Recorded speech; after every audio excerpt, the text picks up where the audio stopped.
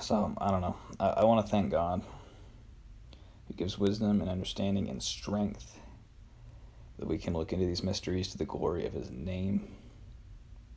In Jesus' name. Amen. So, we start out on Sunday with the moon connecting to these planets in Libra, while the moon is in Sagittarius. Now, the Venus in Sagittarius is going across the North Node. So, I mean, I think there is a sense of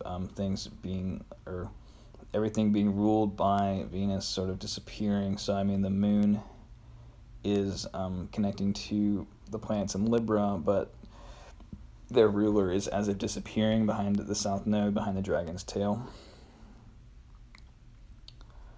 And at the same time, the moon is going through the square to Neptune. So Sunday, it looks like pretty much an evil day in general.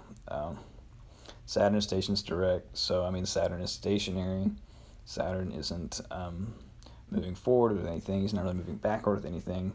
So, I mean, in a lot of ways, this looks like a sort of nothing drained out in between day.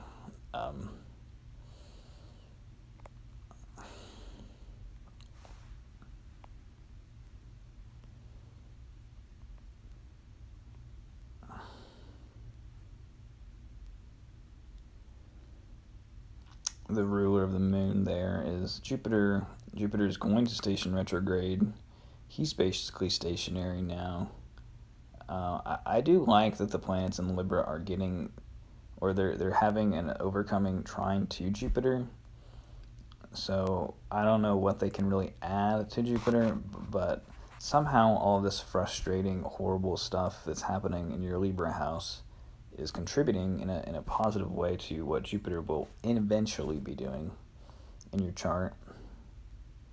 Which, I mean, to me, it looks like kind of having compassion for the situation.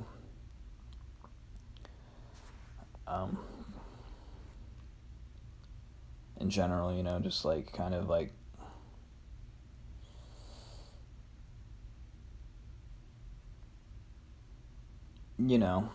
working things out as best that they can be, I guess. But Sunday somehow looks like it kind of disappears in a way. It's weird, especially like the moon to Neptune. I think it could be a more confusing day than otherwise. I don't know. Towards the end of the day, I'm not going to be doing much, I guess. Or maybe there's just not much going on. Then we get into Monday, and the moon is in Capricorn. Well, we'll say that the moon connects to that sextile of Jupiter before it leaves Sagittarius, which is good. The moon is connecting by a sextile to the ruler, its ruler. Let me turn these points off.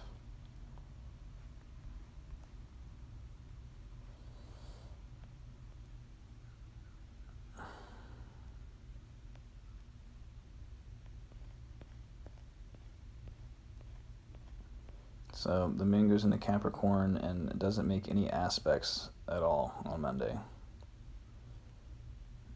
So, I mean, the moon is basically feral with no aspects, ruled by Saturn stationary. So another weirdly in-between day where we just kind of have to go through the motions of things.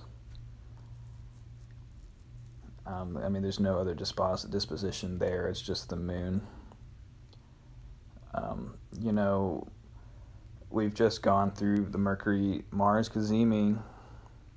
So, I mean, I think a lot of that intensity has passed away.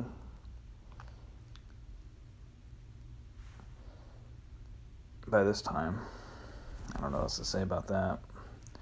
As we get into Tuesday, the moon looks like it makes a square to Mercury first. Yeah, so on Tuesday we have the series of squares to Libra out of Capricorn.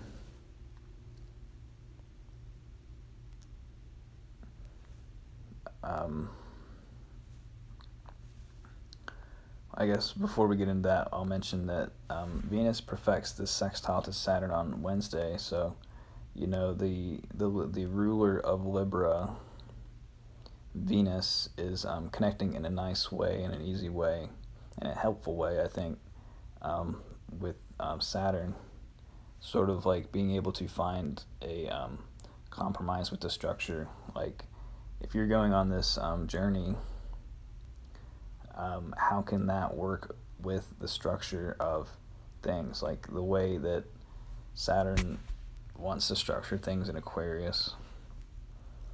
I think you can, even if it's like not pretty or like it looks gray as hell, you can find a sense of compromise between the Capricorn moon thing and the all these planets in Libra, because the ruler of Libra is doing okay now. I was actually pretty surprised. I think I gotta read the literature. I don't really know where I got off on this, but having Venus in Sag feels better, I think, than having Venus in Libra in the mutual reception. I somehow I thought that having mutual reception would be enough of a dignity, but I guess I was thinking about it, and Mars is highly afflicted, and Venus was averse to Mars. So I guess as far as mutual receptions go, like it was pretty bad. It was highly afflicted. Maybe it was holding up something, but it's better for the planets just not to be afflicted, right? Or not to be in a rulership that's afflicted. So I think having Venus in Sag is more optimistic than I thought. Other astrologers were saying it's optimistic, it's like good, and I was like, what? It's in Saturn. It's in a Saturn disposited chain. Saturn's a slow dispositor now, but I'm okay with that. I'm okay with things being more optimistic than they could be. But here on Tuesday, the moon makes that square to Mercury first, and then trine to Uranus, and the square to Mars in the afternoon, and then the square to the Sun, first quarter square. So, I mean, not a good day for relating to anyone. I mean, it'll be easy to like have more of a flat effect with the moon in Capricorn and just kind of be business, be cold, be like cold.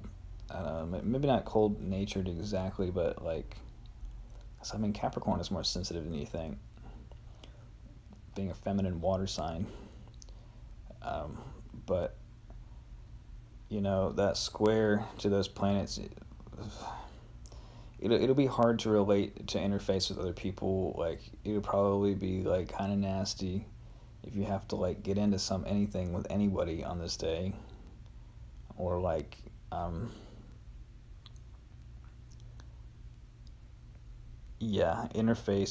interfacing just will not look good. I don't know what else to say about it right now. So as we go into Wednesday, October 13th,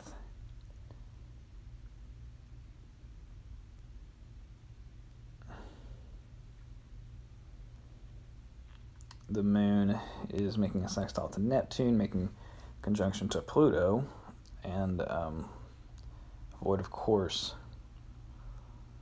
So the moon is void of course off of Pluto. I mean, it's just kind of extra ugly, honestly. Don't, especially with Mercury still being retrograde, don't try to get ahead. Don't try to do anything you don't have to do. Mercury retrograde periods, I feel like, are unrewarding of trying to get ahead. And so is Pluto in its own way. So, I think the message we're getting about this week is, slow down. Do not try to, get anywhere this week in a real, serious way, I guess. I mean, we are moving along, I think, with Venus in Sagittarius working with Saturn in this way. But, you know, for this specifically, like, from Monday through Wednesday, I don't think it's like, you don't want to pressure anybody. You don't want to put too much pressure on yourself either. But the moon goes into Aquarius in the later afternoon and makes the trine to the south node out of Aquarius. And in the early morning on Thursday, the moon makes the conjunction to Saturn and the sextile to Venus. Well, Americans will not be awake for that, I guess.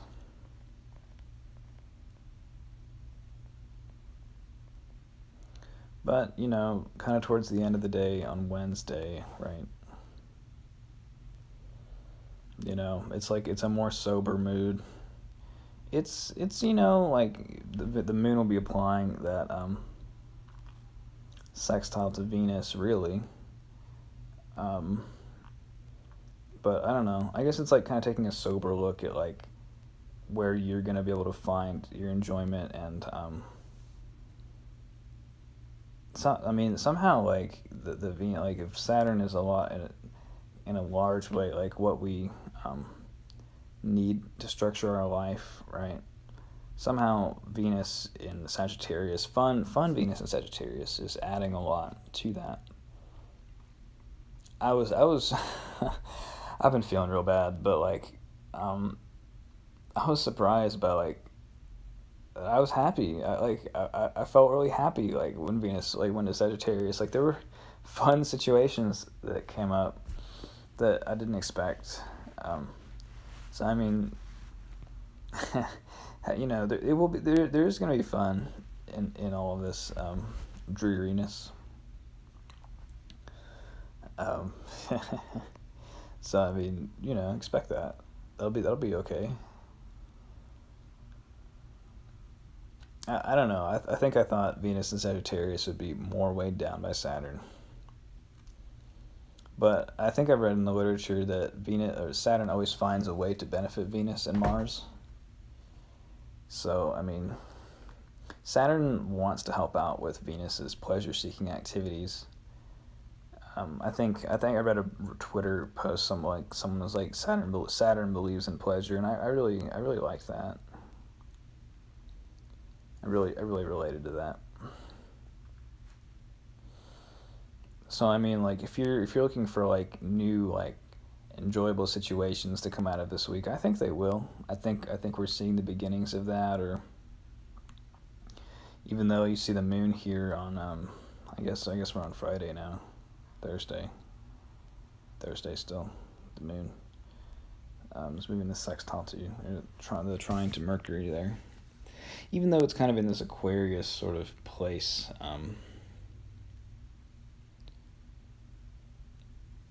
you know, I think Venus is doing more and more as the week goes along, connecting to the house that she's ruling in a good way, and also hopefully continuing to mollify these Saturn issues and the state of Aquarius. So I don't know. I'm optimistic, I guess. I think like the condition of Aquarius will be pretty good. You know, as they say, the dark is it's always darkest before the dawn, right? And I'm kind of still talking about my personal problems. I kind of wanted to keep that at the beginning of the video, but you know,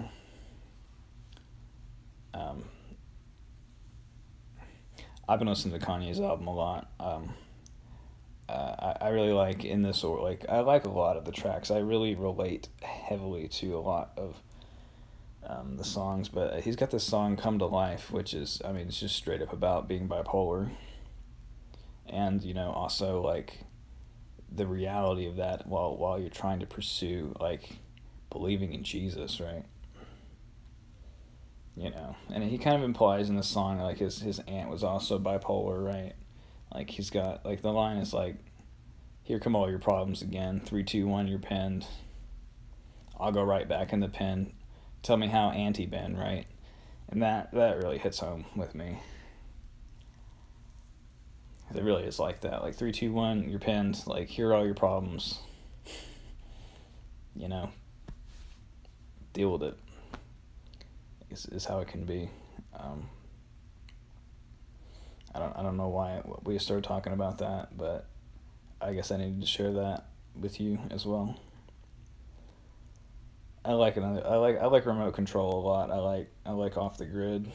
I like praise God. I like Lord, I Need You a lot. Probably played remote control and off the grid the most. Come to Life kind of grew on me as I kind of like realized, like, oh wow, it's about this. But anyway, yeah. So on Thursday, the moon makes a sextile to trine to Mercury and a sextile to Venus. So, you know, I think whatever is going on in your Aquarius area of your chart can actually be pretty okay at this time. It can be pretty good. And as the moon makes the square to Uranus there, I mean, you know, when I look at squares to Uranus and conjunctions to Uranus nowadays, I'm like, oh, can't sleep that day. No sleep.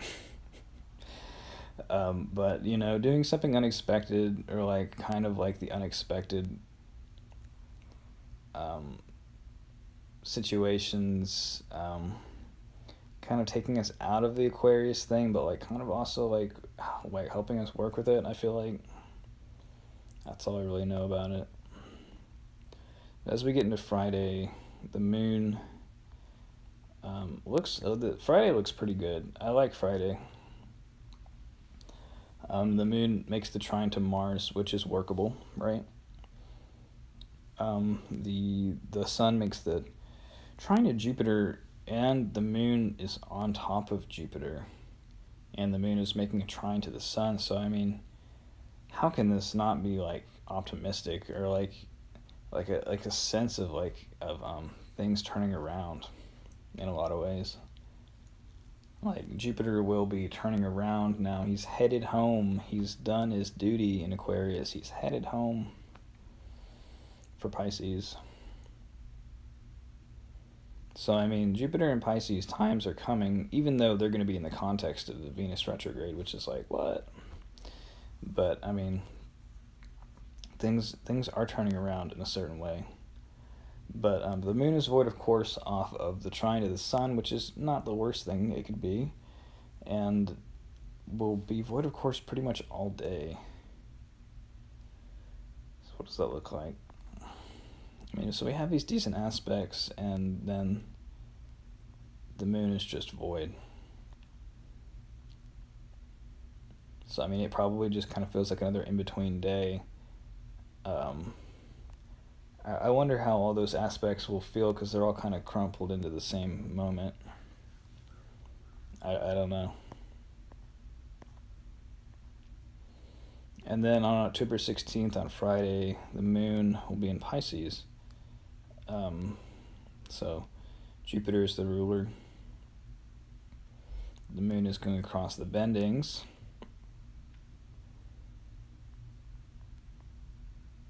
And making a, when does that go down? Not until Saturday. Wait, did I skip Thursday, Friday? No, Friday was just that. So the moon is in Pisces on Saturday, going across the bendings, making a square to Venus. But Mercury retrograde is also making a sextile to Venus on Saturday, and that's really interesting to me, because the Mercury is being ruled by Venus, and he's connected to her in a nice, easy way. So, and I feel like we're like, you know, from the time of recording this, I'm recording this on Friday, Friday the whateverth of October. You know, the week prior. And it's like that right now, I mean to say, like, right today, the day I'm recording this, it's the day before the Mercury Cazimi, so I mean, like the weird, like the first round, like the first like stage of the weird Mercury problems kind of get wrapped up this weekend, like today through this weekend. And we get some like clarity, insight about what that is really about. And I think we have another like nicer, even nicer round of that here, because Mercury is applying the trine to Saturn there. I don't think he perfects it, but he is like connecting to Saturn in like an easy way, and also to Venus.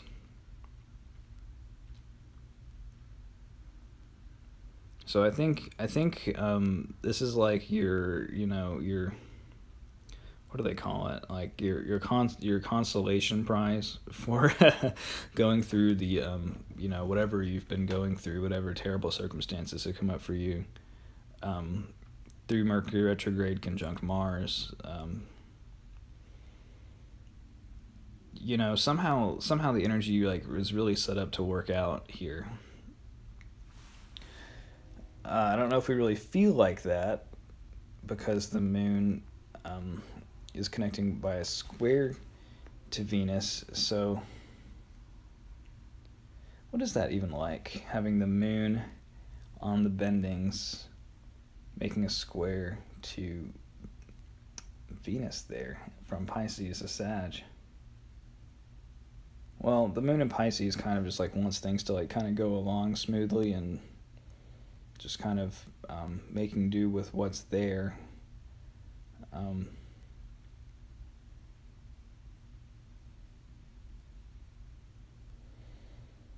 So, I don't know. I think it'll be fun. I think it'll be kind of optimistic. I think it's kind of like related to like the next eclipse that we're gonna have, which I guess we could pull up. We might not, but it's kind of like it feels kind of weird at the beginning of the day, and then I don't know. I guess we want to enjoy a little bit too much. We want to enjoy a little bit too much Venus and Sag here, where things are just kind of breezy. So that has its own pitfalls, but overall, I think it's okay.